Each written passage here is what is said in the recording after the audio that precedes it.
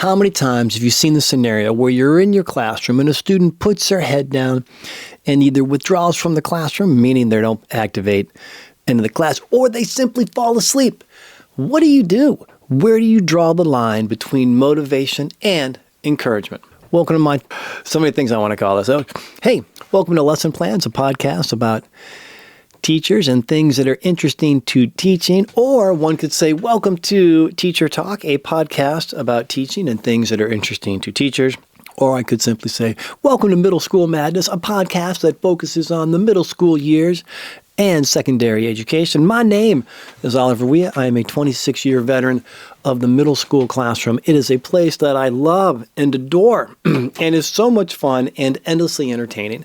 And yet today at school, we have this endless scenario that I think has befuddled teachers for years. What do you do when that student puts their head down and goes to sleep or withdraws from the lesson? A couple things that come to mind is, do they have the hood up? Do they have the earbuds in?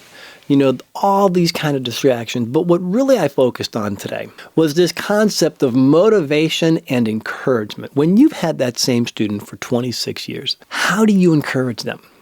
Encouragement I see as something that's very positive. Come on, you can do this. Hoods down, earbuds out, let's engage. But in this moment, are you also enabling that student by, pulling their laptop out of their bag, opening it up, doing the little things for them so that they can do the little things themselves? And in doing this, is that really a mistake? Shouldn't they be taking it out?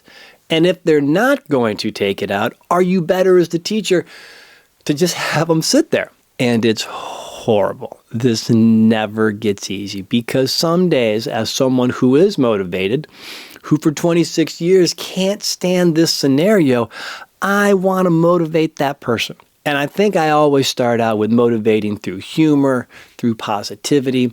You got this, you can do this. It's one simple thing. How do you build a house one brick at a time? Let's put one brick down today and you can do it. And sometimes this strategy works successfully well. They will go hoods down, earbuds out. They will engage in the class. They will make little things along the way. But that doesn't always happen. Sometimes they just refuse. They can't do it. And I think this is where encouragement turns to motivation, and that motivation in many ways simply becomes negative. Well, if you are not going to do this, then you don't get a grade. That's a crazy statement. If you don't do the assignment, you got to get a grade because in many ways there's no better way to simply do school. School is based on you accomplish a task, I'm going to grade that task, no matter how big or small. And if you add the tasks up, you have a quiz or a test. And so I find myself sometimes, just at the beginning of class, everything has a point value to it. Today's task, and it's outlined here, is going to be worth 10 points. Should you fail to do this, bump. And why do I use those points? I use those points to motivate them to get it done. It's a skill that they can do. Here's the point level.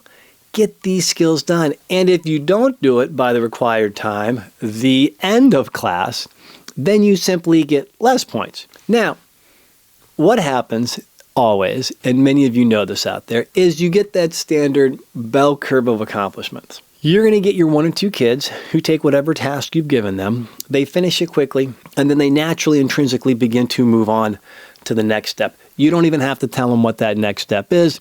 Inside their brain, even if it's a middle school brain or a high school brain, they know if I've accomplished this, here's what's going to come next. These are probably, you might say, your academics, your highly motivated kids. And then in the middle, you have, to me, what would be the majority of your students. They move at a friendly pace. Some time is spent talking to a friend. Some time is spent working, back to talking, fooling around, out of my chair, back to working. This constant ebb and flow that I think goes on in the majority of us, even as adults. And then you get the students at the other end of the bell curve. The ones who you literally just have to go and stand there over their shoulder. They have a lot of questions. They're very tentative. And I guess I'm talking about skills that you've already worked on in your class They know these skills. They just lack that idea to focus and get those skills going. And the only way you can do this is you've got to literally sit behind them. Or you pull their laptop over, whatever we're working on, you begin to do it for them, which in many ways is not what teaching is about. And it is a big struggle because you've got to motivate them by the points. You also want to encourage them in a positive way to do it, but I'm also motivating them negatively by saying, if you don't do this, then you have a lack of the points and your grade goes down. And this always raises the next thing that we talk about in the hallways. And we've already touched upon it. This internal drive of a student to get the work done in any class. I think some teachers are of the belief, hey, I show up, I tell you this, I taught you this, please go and do it. But many times in a classroom, that's the opposite of what happens. Yes, you've told them. Yes, you've demonstrated. Yes, you've asked them. But they may or may not have an interest in doing that. And then what do? Now you're back on this cycle of encouragement and motivation, positive or negative. It's a huge daily struggle. Because in the age group of, 6th grade to 12, focus is a challenge, energy level is a challenge, puberty is a challenge. Everything that comes into your classroom could be a challenge on that day. It's just the way it is. As teachers, we're looking for patterns. If I can get a kid to be very consistent over a long period of time, that's good. I think that my motivation and encouragement hopefully helps them. And I like that. I like that a lot. I wish that it didn't have to be negative, but if you don't put that carrot up there, that carrot is also doing a nice thing of setting that boundary. If you don't accomplish this task, then you don't get these points. You also have a timeline on it. One of the other motivators that I've used in my classroom when it comes to this over the years is this concept of look around the room, engage what everybody else is doing. Notice that everybody else is accomplishing this task except you. So the strategy, in many ways, of taking that student and grouping them outside of the social group is a nice motivator. Because now that student might look around and see that their peers are doing something. The teacher has now indicated that I can't do this. Maybe if I want to be part of that social group, I should probably just focus for a whopping 2 minutes, 3 minutes, 4 minutes to get this task done so I'm not an outlier. Once again, like all things in the classroom, that works a lot of the times, but not every time. Which goes back to, how do you motivate the unmotivated? How do I get that student who simply refuses to work 9 out of 10 days in my classroom to do anything? And I know the answer, and I'd be curious to hear what everybody else does out there in teacher world. How do they motivate the unmotivated? And to me, this goes back to when I worked in a French restaurant in the summer. This almost has nothing to do with education, but you'll see in a second. And every day I showed up to my job, and my boss shook my hand, and every day I would say hi to the head waiter, and I would ask him how he was doing. And he would say, okay. And I did this naturally. It was my way of greeting people. How are you doing? And I did this all summer. Unbeknownst to me, I was just being friendly. And on the last day on the job, I said to the head waiter, how are you doing? And he didn't say okay. He told me how he was actually doing, how he was tired, worn out. He didn't get along with the owner. He was struggling as the head waiter. Other tables weren't going his way.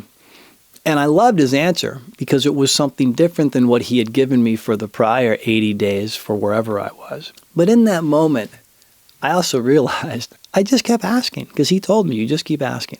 And I kept asking and I kept asking and I kept asking in a non-threatening, safe kind of way. Right? I really did want to know how he was doing every single day. And I guess I was always disappointed when he simply said, I'm doing okay. And when it comes to motivating your students, that's the same concept. The motivation doesn't have to be super high energy. You can do this. Come on, pull your hoodie down, rip out the ear pods. You got this, kid.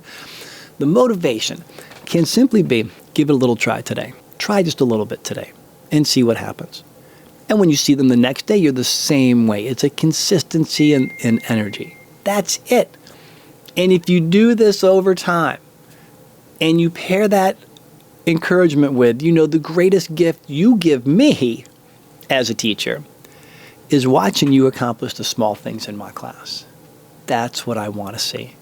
And you do that from the first day to the third day to the 50th to the 180th day. You can then encourage and motivate somebody in a very positive way that doesn't use points, that shows them you care, and that eventually they will accomplish one task. And on the day that they accomplish that task, that's the day you have a lot of energy and are super excited. And you can go, woohoo! You throw your hands up in the air. It's always like JD and Scrubs, woohoo! You can throw your hands up in the air and say, look what you've accomplished because you did a little bit every day. You finally got something done. That's something to be proud of. And in my teacher head, it then washes away all the weeks of not doing it because you, of the teacher, have now witnessed the greatest gift ever. Somebody who has motivated themselves in your classroom to get a task done. And that is why we got into teaching in the first place, right? Leave comments down below about how you like to motivate and encourage in a positive way. That is an awesome thing. I thank you guys for swinging by. Always good to have you.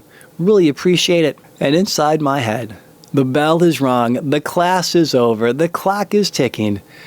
It is time to go. Punch out.